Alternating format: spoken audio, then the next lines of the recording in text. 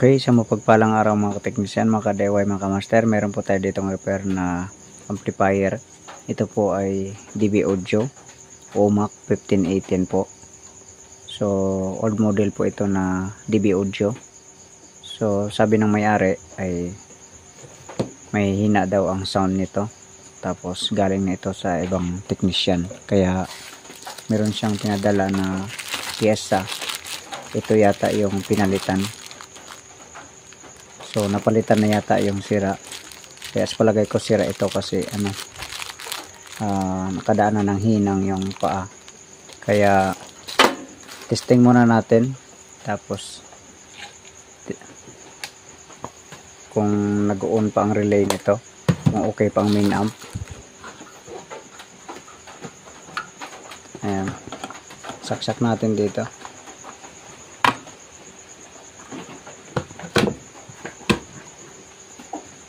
Power on natin. Ayun, so nag-on naman ang relay. Ibig sabihin okay ang main amp nito.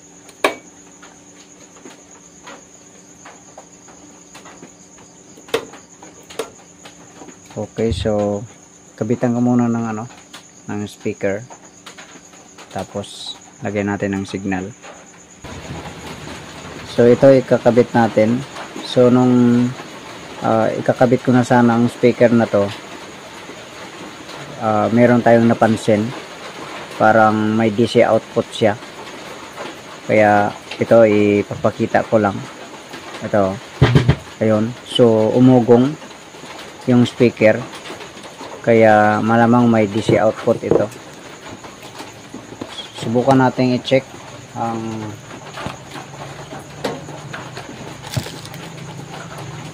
output speaker dito sa output, kung meron siyang DC.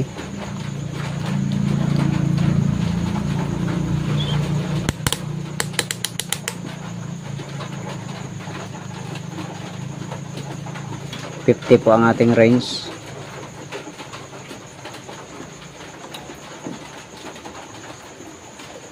Ayun, so meron nga 12 volts lang yung lumalabas na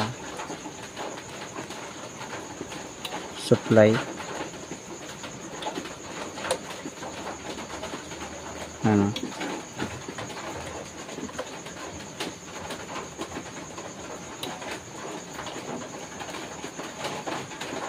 So ngayon buksan muna natin to. Hindi natin pwedeng i-testing na kabitan ng signal kasi may DC output. So dito sa right channel ang may DC output. Okay, so tingnan natin yung kabilang channel kung merong DC output rin.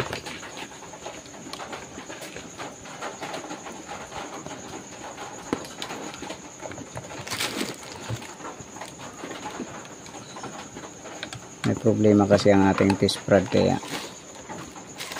nagluloko ang ating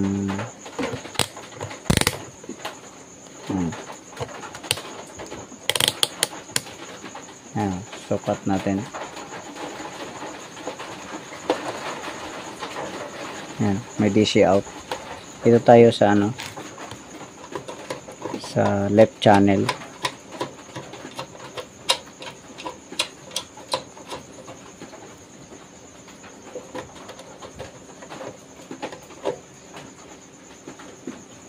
Ayun, meron ding DC output, kaya pareha silang dalawa. Okay, sige, buksan muna natin ito. Samahan nyo po ako.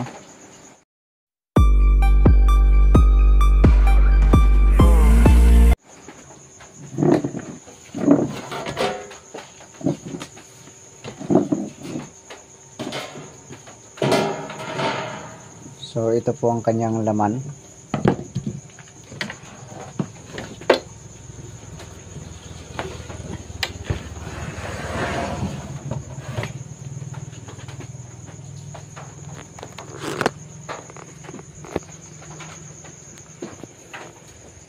So andito yung ano, mga selector niya. Ayan. Ito naman yung mga mic section niya. So ito yung main amp. Ito yung FM section. So dalawa pala ang relay nito.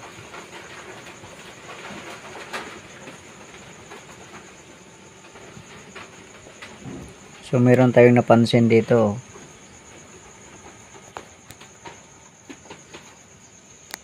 May napansin tayo nakahang yung ano na to, jumper.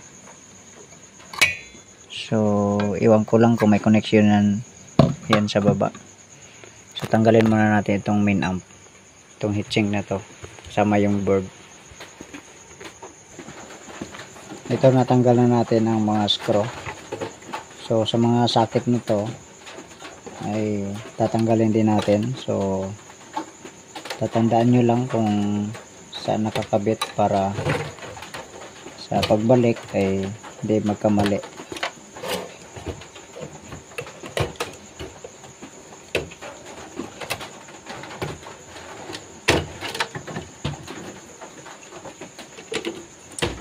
So ang kanyang supply sa main amp ay walang socket, so naka-direct sa dito.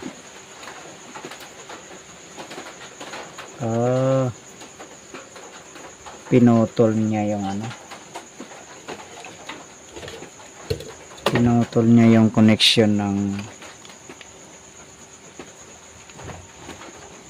isang channel, kaya nilagyan niya dito ng ano, ng i-cast dito ay check. So siguro ito yung may problema ng binalik, pinaayos sa unang technician, tapos kinondem niya yung ano, ito yung output papuntang isang channel papuntang speaker output. So tinanggal niya, tapos yung dating gumagana siguro ito lang, so ngayon kakargahan ng pagkatubos ng may-ari sa kanya pagdating ng bahay ay niloadan pa rin ng dalawang speaker. So mas nasira ulit yung isang channel. So dalawa na ngayon yung nakakabit pala ngayon ay isang channel lang, kaya pala left and right ay may DC output kanina. So malamang ngayon dalawa na ang may problema, left and right na, kasi dati hindi niya kinabit. Ibig sabihin ay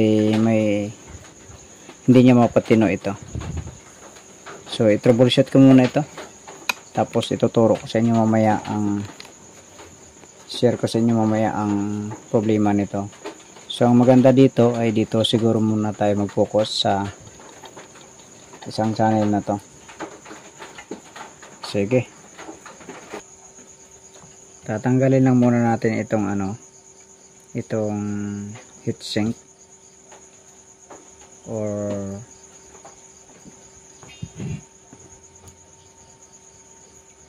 sige, tanggalin na natin para magaan, kasi pag magpabaliktad ay nagbaliktad ay mabigat yung heatsink. So tanggalin na natin, ihang natin yung ano na to, yung power transistor.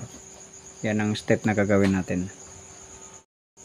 Okay, next natin gagawin ay binalik muna natin yung mga hinang dito na jumper, tapos dito sa output. Yan, tapos kinabit muna natin yung supply para mag-check biasing tayo.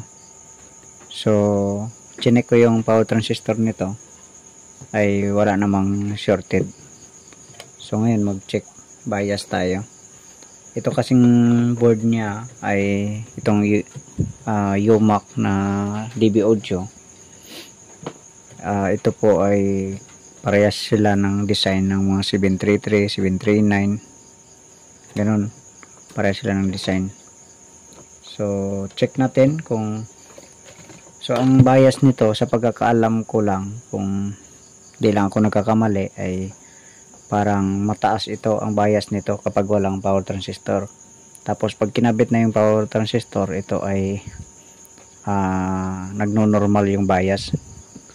So ang palatandaan ko lang dito na normal na ang bias, na hindi siya nakakabit yung power transistor, ay parehas ang supply magkabilaan.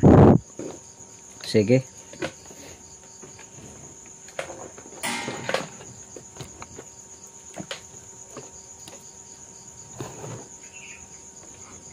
check natin.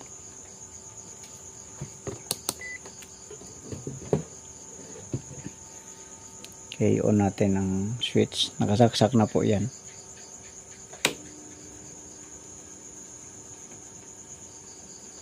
Dito tayo. Negative 410. Dito sa isang pares. Negative 410 din. So 410 ang bias niya. 13 dito. Parehas sila.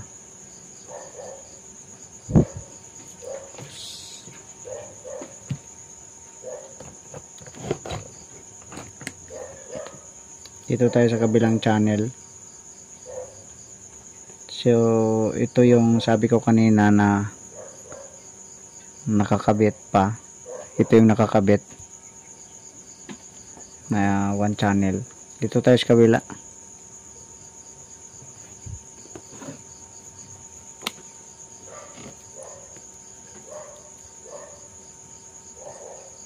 Ayun, nasa 43 volts. Ayan, 47 sa isang pares niya, 57. So hindi parehas. So una muna nating patinuin ay yung andito sa kabila na to. Okay, sige. So i-check ko muna ito, yung mga transistor nito.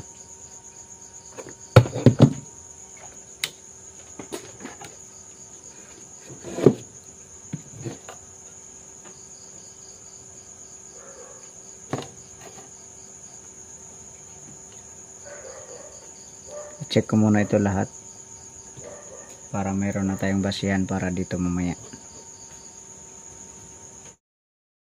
Ito po, bale kinabukasan na lang natin pinagpatuloy kasi malalim na yung gabi. Kaya ito, ngayon na natin uli na troubleshoot at medyo mahaba kasing oras ang kailangan. So talagang iniisa-isa natin itong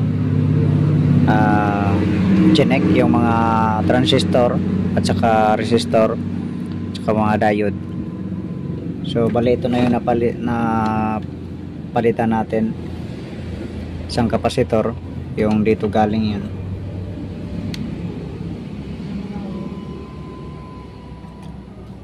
Itong kapasitor na ito dito galing. Yan. Tapos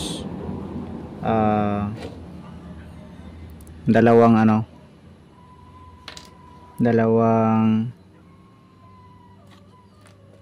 A10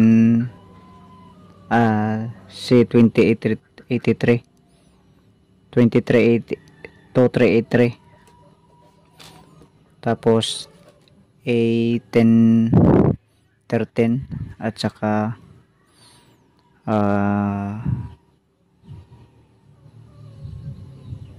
B647. So yung ibang mga naka-indicate dito na data ay C2240 at saka A970. So meron naman tayong available na ganong transistor, maliit nga lang siya kaysa sa dati, pero ganon naman yan, pwede naman yan. So ang mga resistor naman, ito kinalawang na yung iba, mga paa, tapos may isang diode na 4148. So bali pinagpalitan na natin.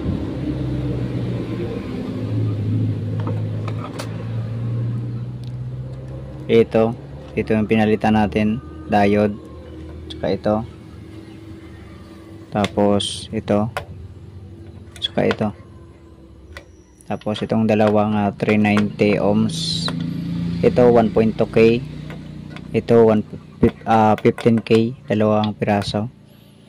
390 ohms itong dalawang piraso, tapos itong 330 ohms. Bali nag series lang tayo ng 150 at saka 180 ohms. Ito namang isa ay 220 ohms, ito 100 ohms, ito 47 ohms. So yun lang mga pinalitan natin, at saka yung mga transistor na bali sa 2, 3, 4 na piraso yung pinalitan natin na transistor. So ngayon testing natin para ano natin sa kabila ang kanyang bias. So ang gagamitin nating tester ay dalawa, analog at saka digital, kasi pag ganitong amplifier ang sinukat natin ang bias ay may pagkakaiba pag sa digital at saka sa analog. So ito,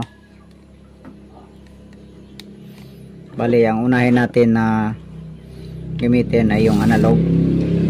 So dito muna tayo mag range sa 10, tapos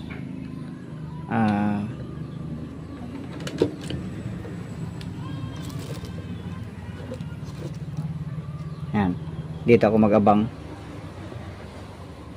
Yan, tapos pindutin ko yung switch on ko yung switch. Ayun, nag-negative, tapos bumalik. So baliktarin ko.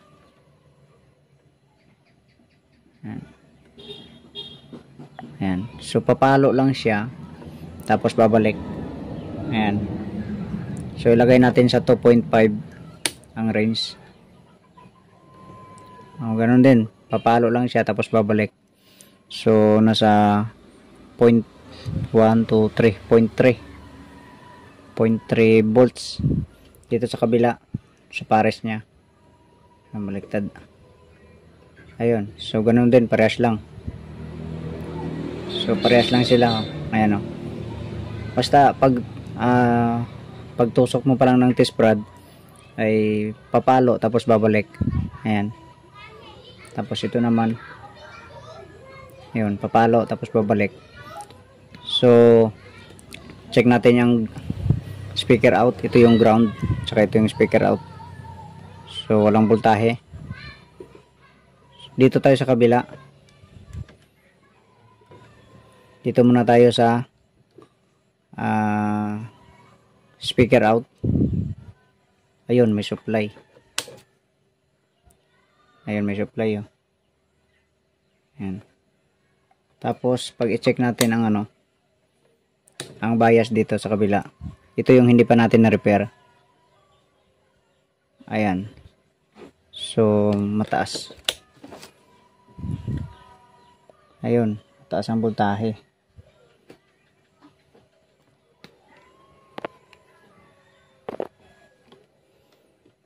Ito, ulitin ko.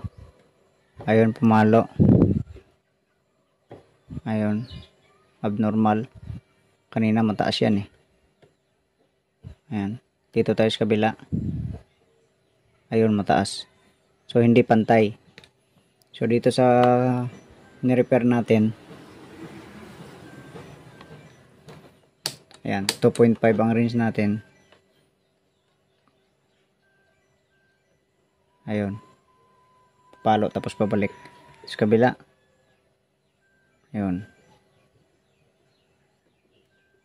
Ayan. So ang gamitin natin ay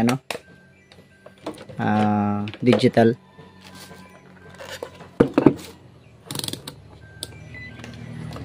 DC po ang range natin. So dito tayo sa natin, inayos natin na channel. Check natin yung negative. Ayun, 59, tapos bababa din yan. Ayun, bumaba na siya. So kagaya din doon kanina sa sa analog, papalo tapos bababa. Ayan, so 910. So bumababa pa yan. Ayan, kung mapansin nyo, bumababa pa. So dito sa kabila, sa kapares nya, ayun, pumalo din. Tapos bumaba. Ang kaibahan lang nila dito sa digital saka dito sa analog, kanina ay ang pagbaba niya ay nasa 0.3 lang. Dito mataas ang voltahe pag digital ang ginamit. Ayan, bababa yan. Ayun, 20 volts, 19 volts. Sa kabila, ayun, ganun din. So pantay na siya. So kung ito ang gamit natin na digital, ang basihan lang ko lang dyan, kahit mataas siya, ang basihan ko lang dyan ay parehas sila kabilaan. Ano, baliktad. Yan, tapos bababa yan. Yan. So 20 or 19. Sa kabila, ayun, 19 din. Ayan, 19 din. So pantay sila. Ngayon, sukatin natin ang speaker out. Ayan. So 0.1 ang voltahe. Ayan. So dito tayo sa hindi natin ni-repair. Check natin. Ayun, negative. Balik na rin natin. Spread. Ayan, 45 volts. Hindi na siya bumababa. Ito 55 volts. So hindi pantay. Ayan. Pero ito kanina pag di sa analog talagang mataas ang voltahe. Hindi bumababa. Ayan, mababa lang siya dito, 12. Pagdating dito, ayan, mataas. So hindi balance. So at least ngayon subukan natin na kabitan muna itong isang channel na to ng power transistor. Okay, ito kinabitan muna natin ng isang pares lang na transistor. So temporary lang yan para ipakita ko lang sa inyo kung normal na siya. So dito ako mag-abang.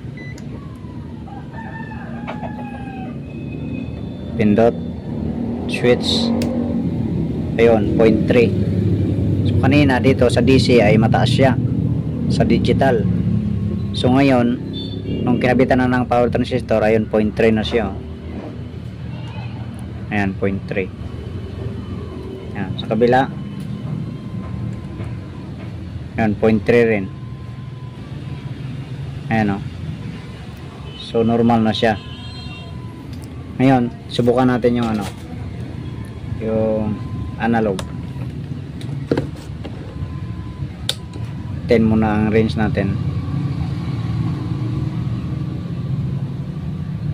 Ayun, so hindi na siya pumapalo. Hindi na siya pumapalo.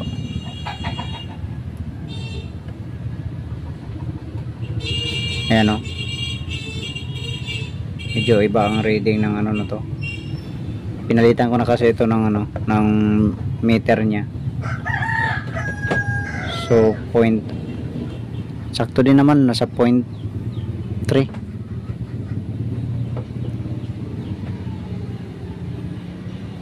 0.3 ba? Parang 0.6 eh.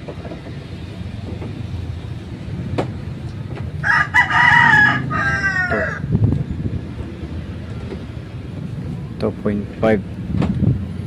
Ito 2.5 1.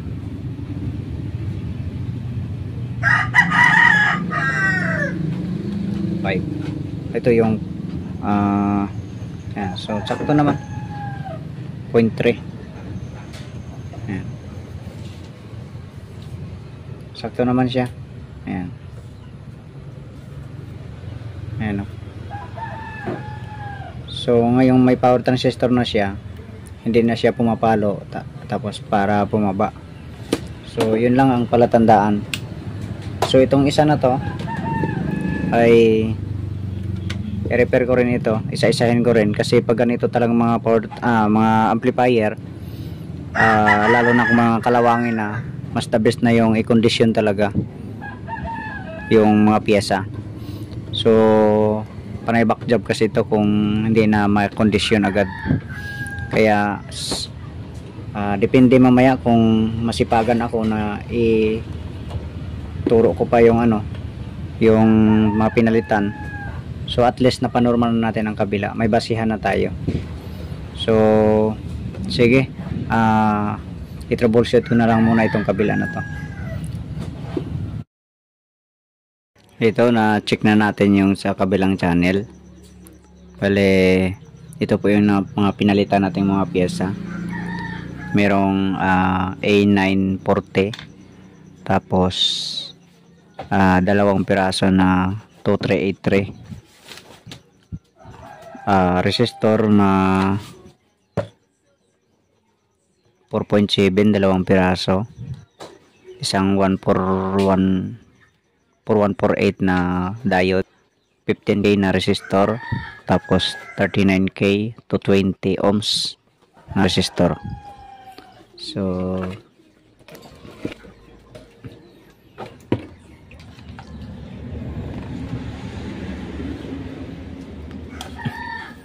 ito yung pinalitan natin 4.7. so wala tayong available, ang pinalit natin ay 3.9 ohms. So fuseable lang naman kasi yan dyan papunta doon sa base ng transistor, power transistor. Tapos ito yung 20 ohms, ito yung 39K, ito naman yung 15K. Yan, ano pa nga yung iba.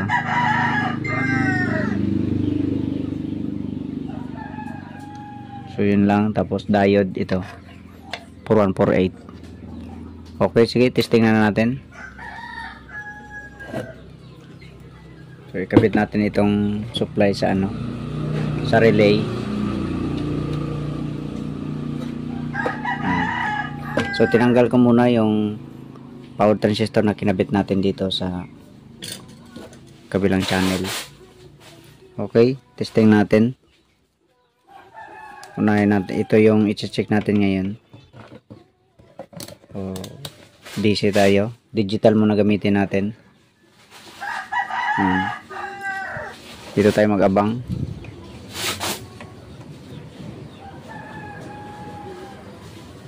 Okay, power on. Switch on natin ang switch niya. Nakasaksak na po yan. Ayun.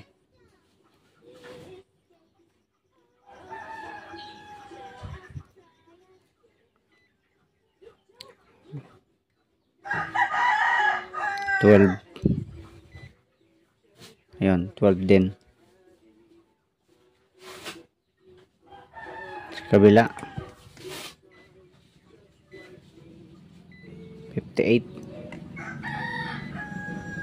So mas the best na gamitin dito sa sa ganitong design na main amp ay itong analog, kasi pag digital ay minsan hindi bumababa, di kagaya sa analog na pagpalo niya bababa agad.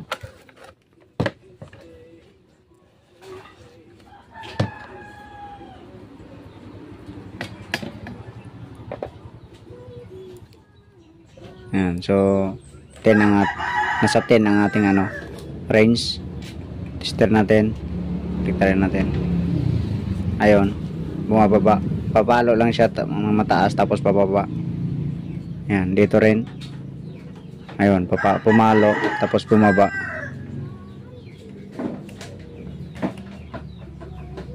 Yan. Ayan. So dito tayo sa 2.5 na range. Yan.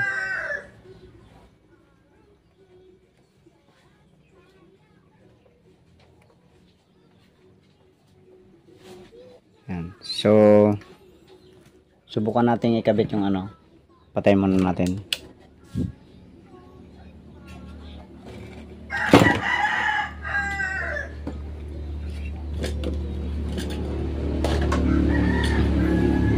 Kabit natin atong ano na to, temperature, heating temperature switch. So kabit natin dito para mag-on ng relay. So pag mag-on ng relay nito, ibig sabihin normal na ang, wala nang DC output to.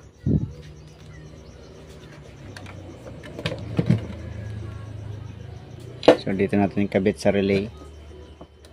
Ano?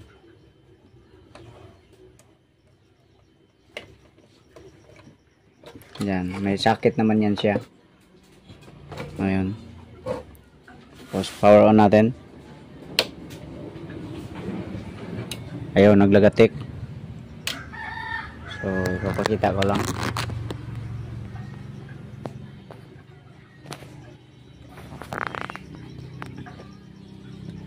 So yan po ang relay. Switch on ko. Ayun, gumalaw. Dito gagalaw yan, mag switch. Yan. So okay na. So sige, hanggang dito na lang ang sige, ano po natin, ipakita ko lang muna, ikabit natin yung power transistor na to. Kabit natin dito para malaman natin mamaya ang bias niya lahat ng dalawang channel. Ito, nakabit na natin ang kanyang power transistor. So subukan nating testing. Ito, dito tayo mag-abang sa power transistor. So yung nasa kabila ay 0.4.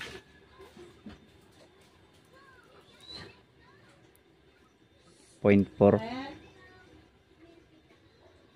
Yung huling ayos natin ay 0.5. Ayun, tumatakbo pa sa 0.5. Ito sa una nating inayos. Ito maganda to, 3.3 lang. Kuhakan natin yung ano, baka umiinit.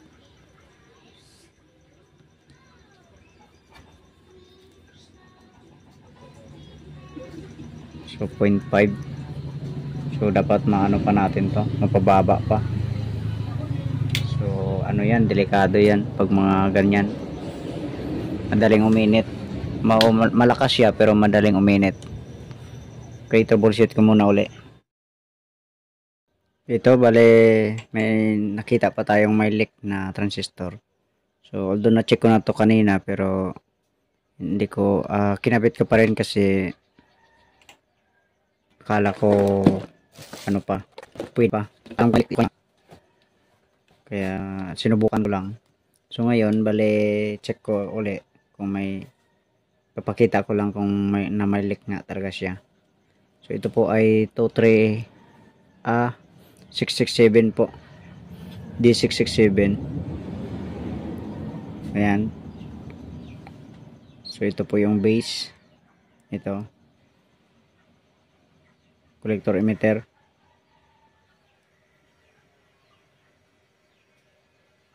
Ayan. Ayan o, umaakyat siya. Ayan, umaakyat baba. So abnormal na. Sige, testing natin